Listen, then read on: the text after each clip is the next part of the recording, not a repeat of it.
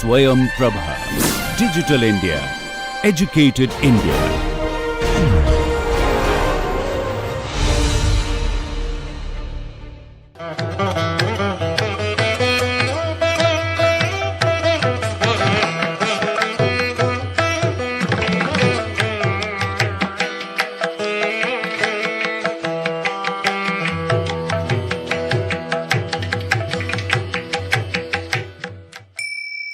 Moving on to the important element, important chapter of Natyasastra, the 6th chapter. The 6th chapter, known as Rasa Vikalpa, talks about the rasa, bhava elements, and especially the Sangraha Shloka of Natyasastra is seen in this chapter. The Ekadasha Sangraha, which is very, very important. The elements of rasa, bhava, abhinaya, dharmi, vritti, pravritti, siddhi, swara, atodyam, ganam, ranga, which is going to be seen. Of course, ranga is seen earlier. But all the aspects of Natya, just is given here, and he moves on to the chapter intricacies of rasa, the aesthetic experience, and how this rasa is to be experienced, and what are all the elements connected with rasa. 7th chapter, Bhava Vyanjaka. What are the varieties of bhava? Vibhava, Anubhava, Vyabhichari bhava, Satvika bhava, Sthayi bhava. Of course, earlier chapter he mentions about these bhavas, though in this chapter of bhava, he explains in detail the elements of bhava, the emotions which leads to rasa, the aesthetic experience. This is got by watching a performance for the spectators. The spectator has to be a sahridaya to enjoy the performance. So that is how the chapters 6 and 7 are interconnected with each other. Many scholars have worked on these chapters, 6th and 7th chapter, because this is the common crux for the dancers, the musicians, the dramatists. Every element of Natya lies on this rasa. Not only Natya, anything in life, the base is the experience, rasa. Why do we do a performance? Why do we watch? Why do we work? To experience, get an experience and promote ourselves. So that is how this chapter,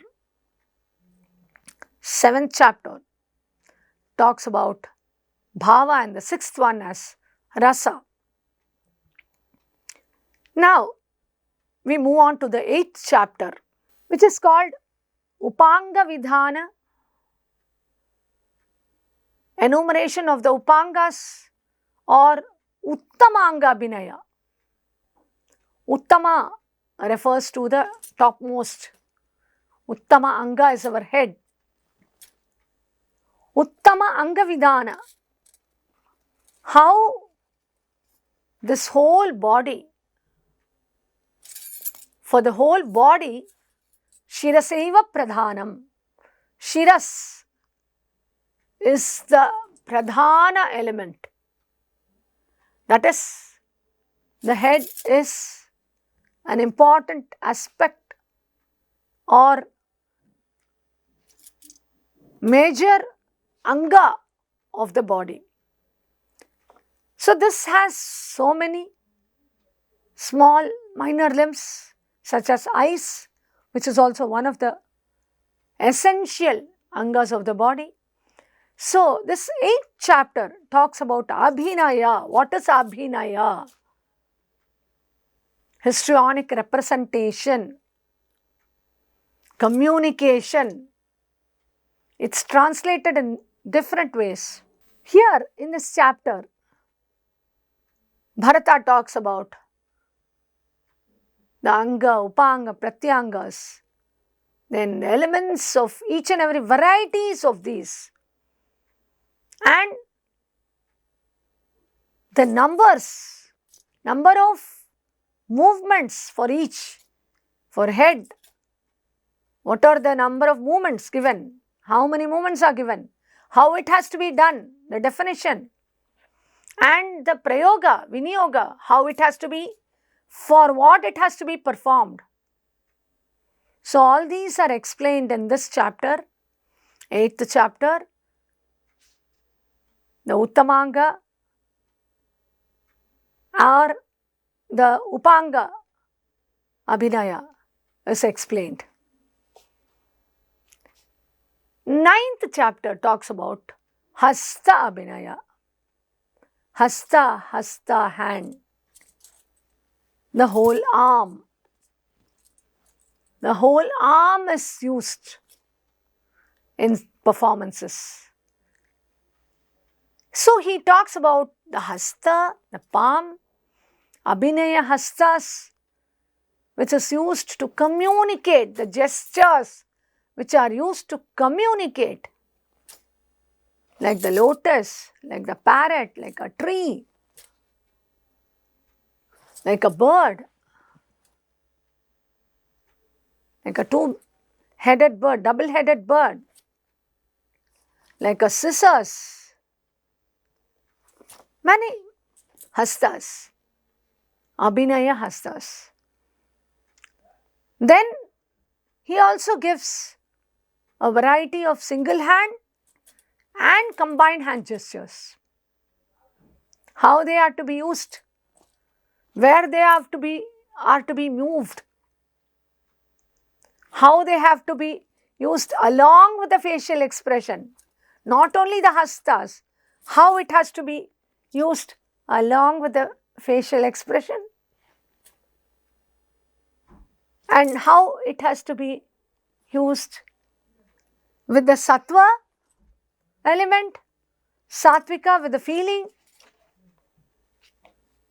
And then after this, giving these abhinaya hastas, he moves on to nritta hastas, which are used only in dance movements, especially the nritta karanas. We have the beautiful movements of the arms, movements of the hasta, the whole hasta, how it has to be incorporated in the hasta, in the dance drama, how it has to be used as a movement and as even an abhinaya along with the abhinaya hasta. Though it is used as a nritta hasta, it can be used as with the abhinaya hasta to represent something like snake here.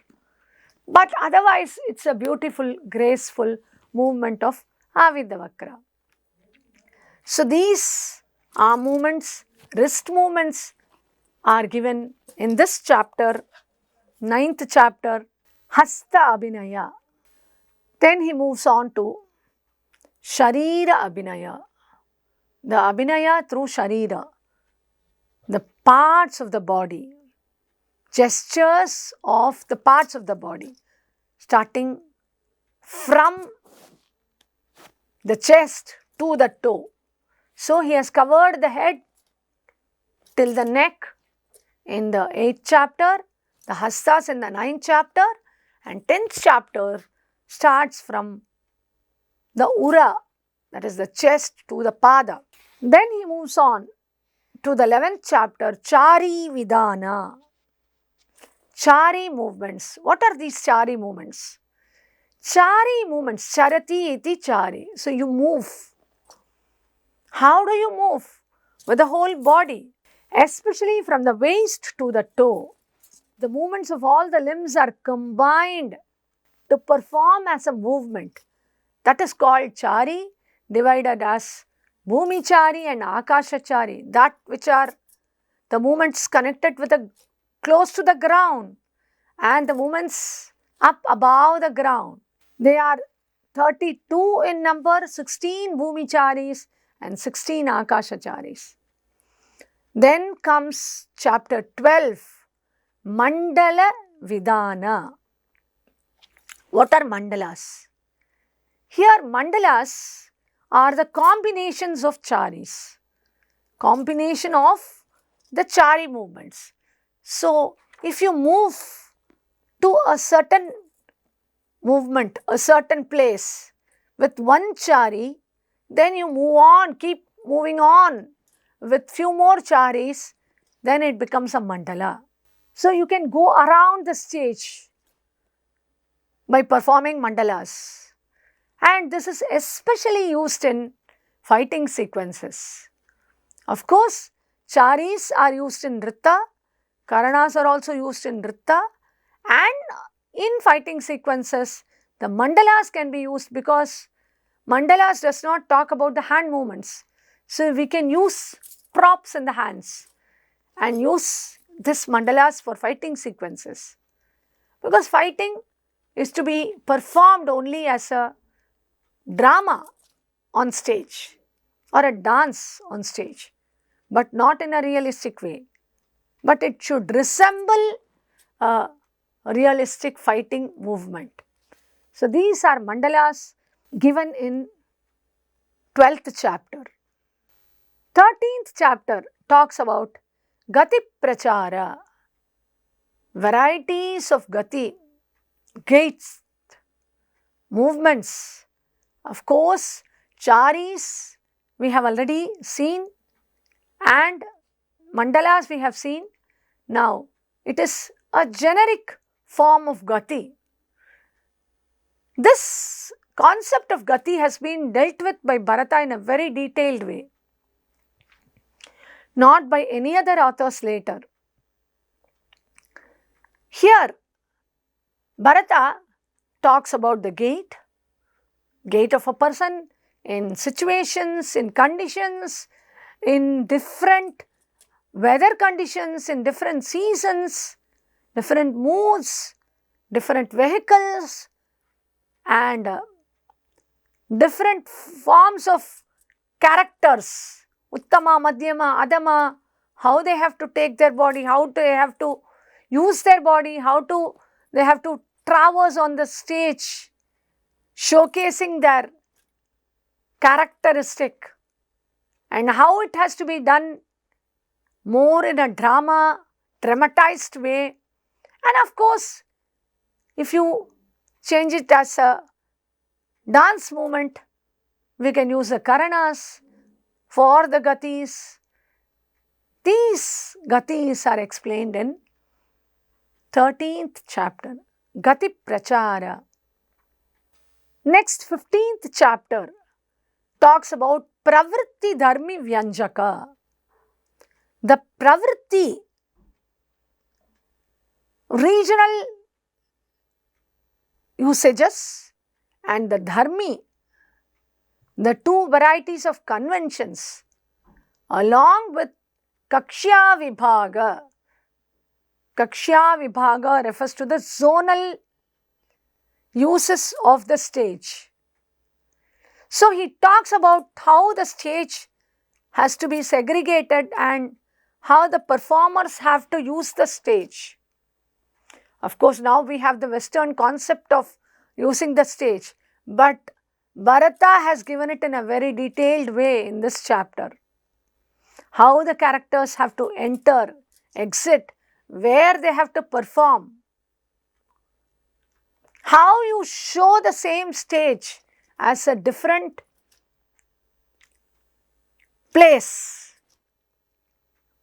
These are seen in Kakshya Vibhaga along with the pravrittis, regional variations. The 4 pravrittis are given, and these pravrittis are regional usages, how the same movement has to be performed in the different parts. Of course, he talks about the whole of Eurasia, India, with the terms connected with the older the places named after.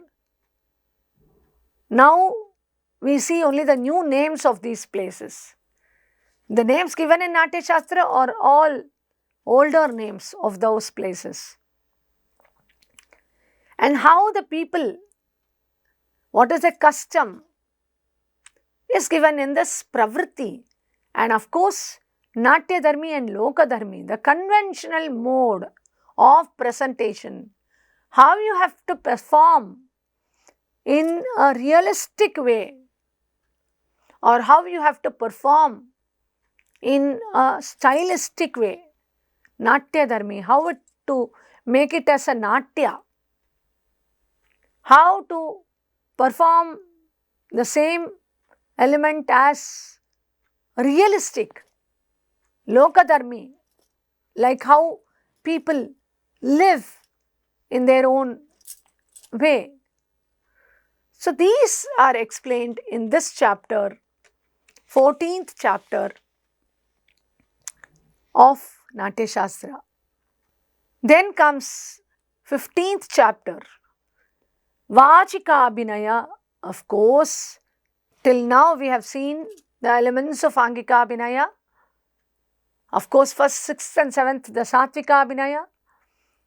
Now comes Vachika Abhinaya, the representation through speech, the recitation through Sanskrit, and the meters, the language, each and every nuance of the language is given here in this chapter. Then comes the 16th chapter called Chando Vichitti. The various meters are explained. When we go into the chapters, I will talk in detail about each and every meter and each and every element of Natyasastra. The Chando Vichitti, the elements of meters. Then chapter 17, Vag Abhinaya, the diction of a play. How the actor should use his voice, how the speech has to be. And then in chapter 18, he talks about Bhasha Vidhanam, uses of languages in a play. Who should use which language? The Sanskrit is there, the characters who talk in Sanskrit, and the Prakrit, the regional language. The regional languages will be spoken by the women and other characters. So it's more a realistic way of presentation. Here, this Bhasha Vidhanam, usage of languages of a play, is dealt with. Then chapter 19 talks about Kaku Vyanjaka, intonation of a recitation. How do you use Kaku? How do you use this proper way of intonation? How it is to be spoken? Modes of addressing the characters. How do you address a character? All these are given in this chapter. Then comes the 20th chapter, Dasha Rupa Vidhanam.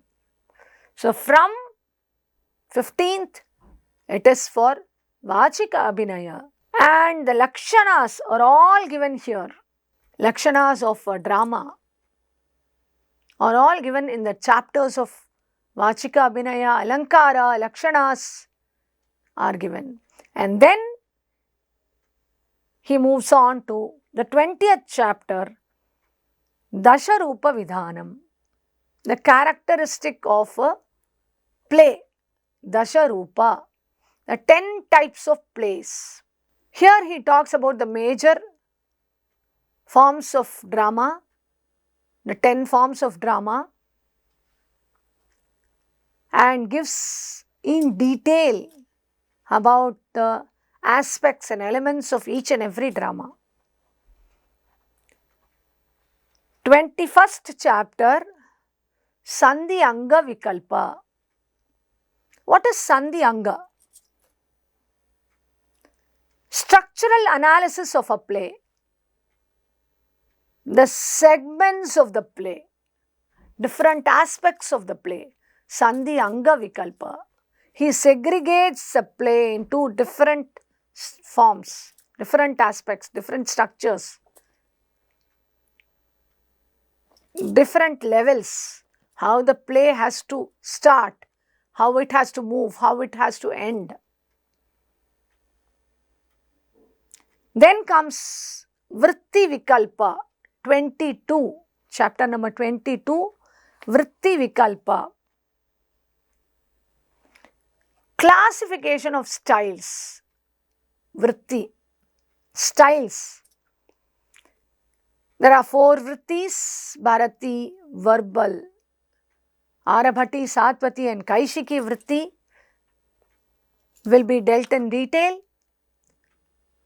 So the styles, how the drama has to be, what are all the styles to be followed in a performance, in a dramatic performance. Then comes the major chapter, 23rd chapter, Aharya Abhinaya. So we have seen the Satvika Abhinaya in 6 and 7, then Angika Abhinaya from 8 to 13. 14 is a chapter which talks about Dharmi and Pravrti.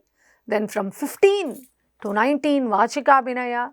Then 20, drama. And then 23 now, Aharya Abhinaya. So Aharya Abhinaya refers to the costume and makeup, props which are to be used for the stage decorations, the different types of dramas, how the different types of characters should wear their costume, their makeup, their headgear. All these are given in a very detailed way. The full chapter of Aharya Abhinaya. Only one chapter, but exhaustive chapter. Next chapter, 24th chapter, deals with Samanya Abhinaya. Here, this is a generic representation, of course, but a common,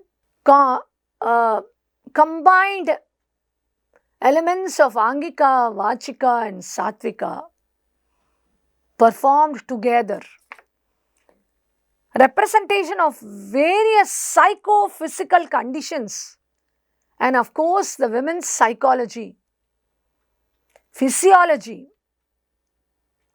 based on her love towards the hero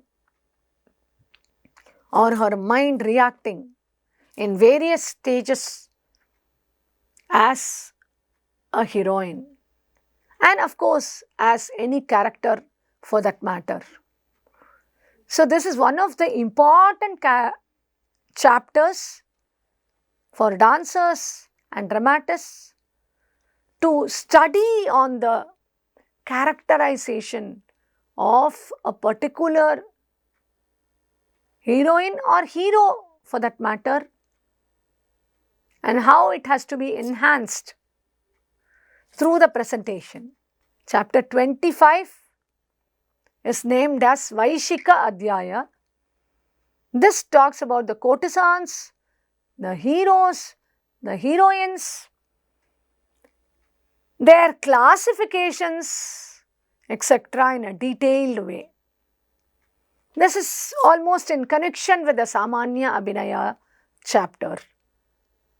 And this is also enhances the Sringara elements of the hero and the heroine because the main crux of the drama was Sringara, especially. And of course, Veera, all the other rasas support the main theme of the drama. 26th chapter talks about Chitra Abhinaya. Chitra means variegated abhinaya, expressions. A representation of varied objects. So, what are all not seen earlier and which does not apply for just one abhinaya. So, they are all given here as in Chitra Abhinaya.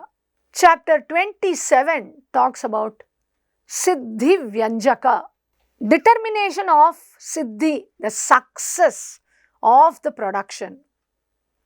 Siddhi Vyanjaka. This gives in detail the elements of Siddhi, how a drama is to be produced and how it has to be performed and what are all the success, how the success will be taken forth by the artists, by the audience. Then Bharata moves on to the chapters on music. 28th chapter, Atodya Vidana. This chapter talks about Atodya, the musical instruments, and the swaras, the tones, the instruments which produce different tones, the varieties of instruments, how they are to be played and how they are to be segregated. This chapter is the first chapter which talks about music. These instruments are segregated into 4 types. The next chapter, 29th chapter, Tata Atodya Vidhanam. Tata Atodya refers to Tata means the stringed instruments. So, what are all the string instruments? How they are all to be played? What are all the varieties in these string instruments? How they are to be, where they are to be used in a drama. All these are given in this chapter, Tata Atodya. 30th chapter, Sushira Atodya Vidhanam.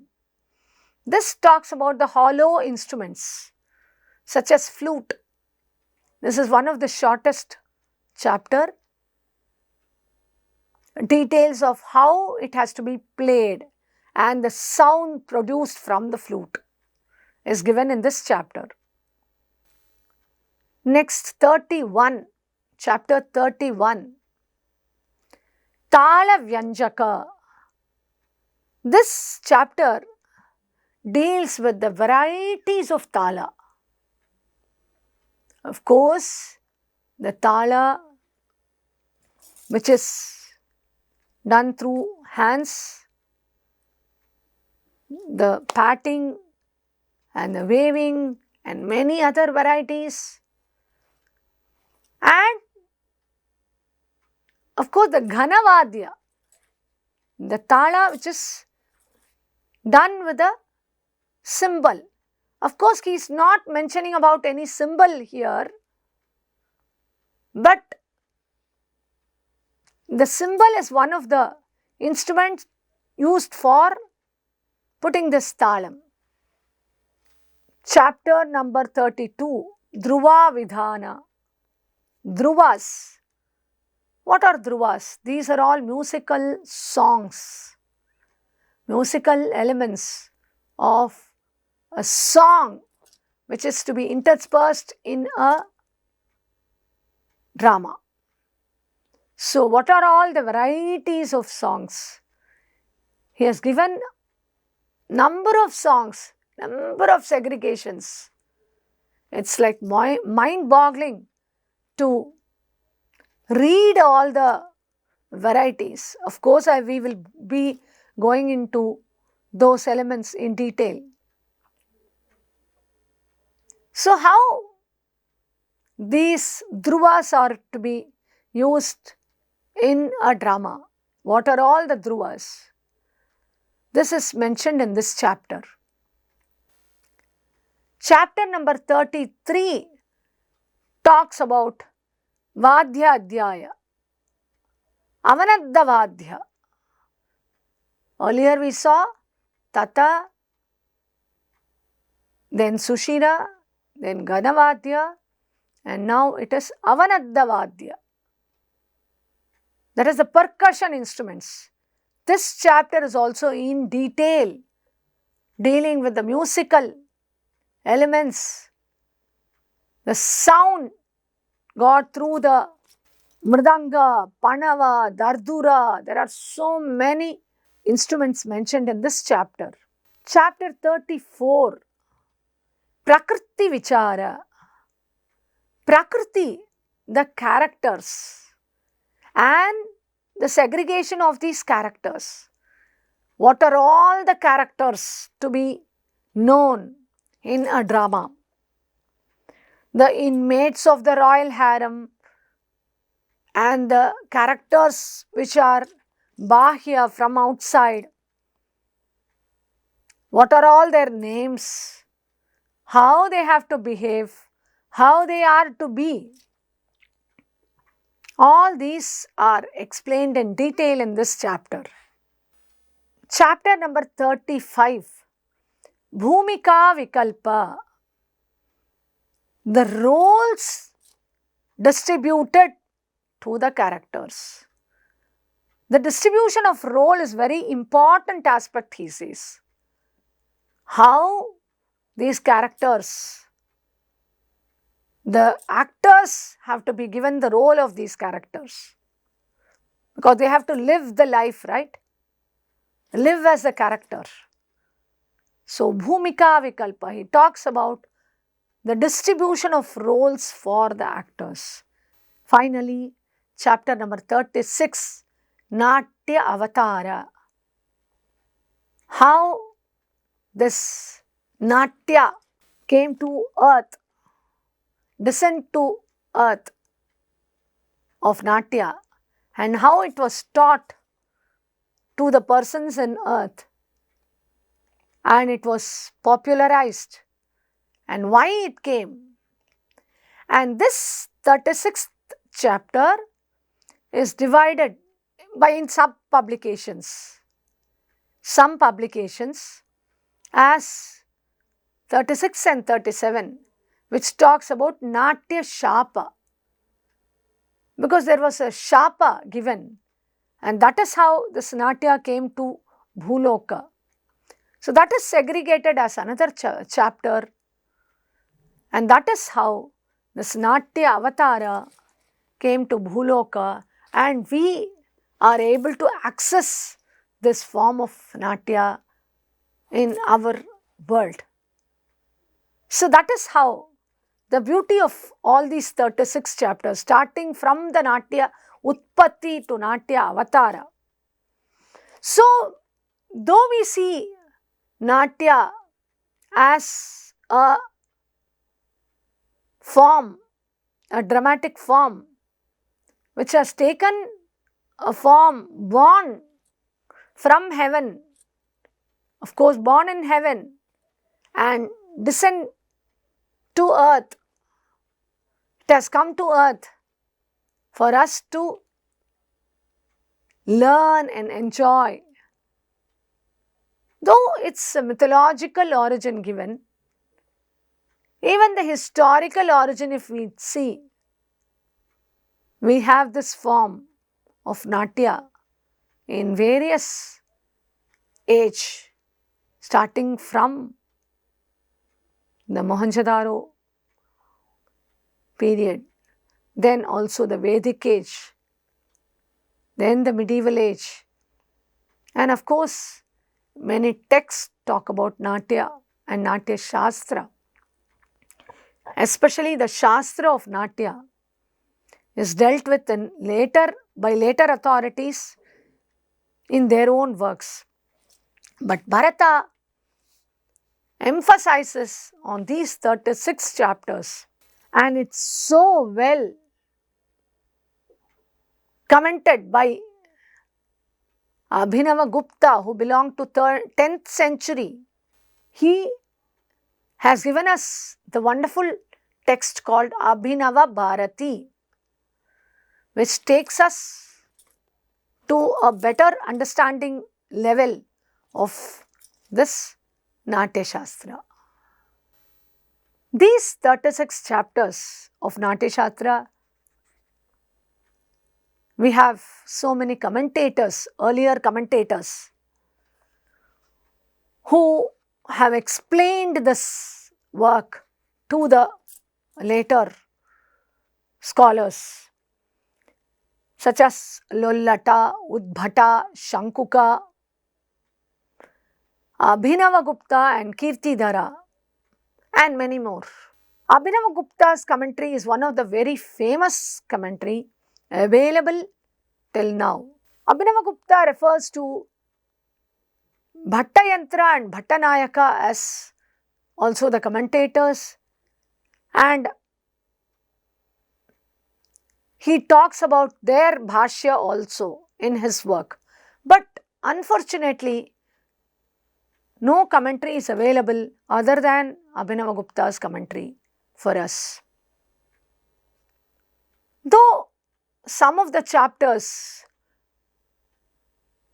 do not have commentaries of Abhinavagupta, or lack of commentaries, or lack of information are there, but it is one of the valuable commentaries which we have till date. As many commentaries have perished, this is the only source of understanding the Natyasastra. This has been the source of understanding Natyasastra for the scholars who worked on the compilation of the text. Because based on the Abhinava Bharati, the text was also verified and the chapterization was done. All these 36 chapters, gem for us, and let us move on in detail each and every chapter and understand the elements along with the shlokas which are given, which are very important for each and every chapter of the shloka. Namaste.